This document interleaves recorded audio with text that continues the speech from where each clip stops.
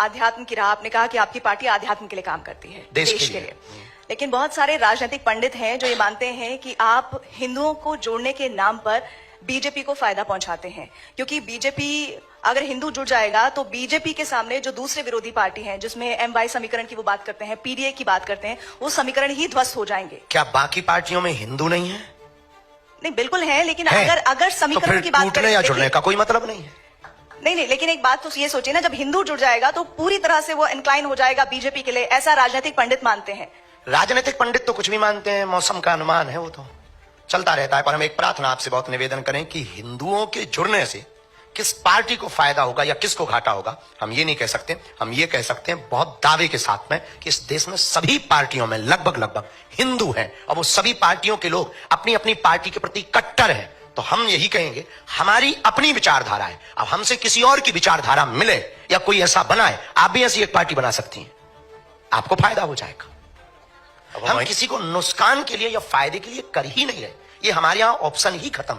हम सिर्फ और सिर्फ इस देश में हिंदुओं पर हो रहे अत्याचार के लिए उन्हें जगा रहे, सोए हुए हिंदुओं को जगा रहे, घटती हुई हिंदू आबादी को जगा रहे, उन हिंदुओं को जगा रहे जो सेकुलरिज्म के नाम पर बट गए, उन हिंदुओं को जगा रहे जो भाषावाद के नाम पर बट गए, उन हिंदुओं को जगा रहे जो क्षेत्रवाद के नाम पर बट गए, उन हिंदुओं को जगा रहे। इस देश में हिंदू है कहां?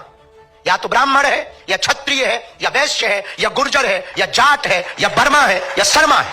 अगर हिंदू होता तो भारत हिंदू राष्ट्र नहीं होता। अगर हिंदू होता तो भारत में हिंदुओं पर कोई उंगली उठाता। अगर हिंदू होता तो क्या श्रद्धा के 35 टुकड़े होते? हिंदू होता तो क्या कन्हैया लाल दर्जी का मर्डर राजस्थान में होता? हिंदू होता तो क्या पाल घर में संत मारे जाते? हिंदू होता तो हिंदुओं की आस्था का प्रतीक रामायण को जलाया जाता। अगर हिंदू होता तो हिंदुओं के रहते हिंदुओं की पार्टियां हैं इस देश में, गाय माता काटी जाती, बूचड़ खाने जलते। हिंदू होता तो क्या बांग्लादेशी हिंदुओं का दर्द नहीं दिखाई देता? क्या उन्हें वापस नहीं बुला लेता? आज इजराइल क्यों लड़ रहा है?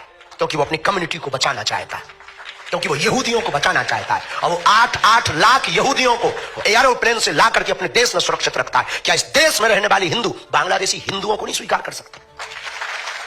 हिंदू है कहां? हमें तो आप पर भी आता है तरस के, आप हो भी कि नहीं। खुद पर तरस आता है कि हम हिंदू हैं कि नहीं। ये दर्द है हमारा। हम 150 करोड़ हिंदुओं की लड़ाई लड़ रहे हैं, अपनी लड़ाई नहीं है। हमें मिलता क्या है? हम कथा करें, बहुत अच्छा है, विवादों से मिलेगा क्या?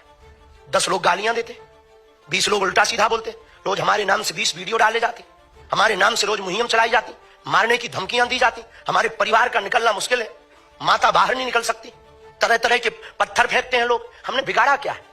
ये यहां कोई चुनाव है या बीजेपी यहां खड़ी होने वाली? अभी तो नहीं है यूपी में चुनाव, पर हम यात्रा कर रहे हैं, इस साल कर रहे हैं। किसके लिए कर रहे हैं? हम आंदोलन नहीं, आंदोलित करना चाहते हैं देश को। आज नहीं कल पछताओगे। अगर आज नहीं तुम समझे तो कल पछताओगे।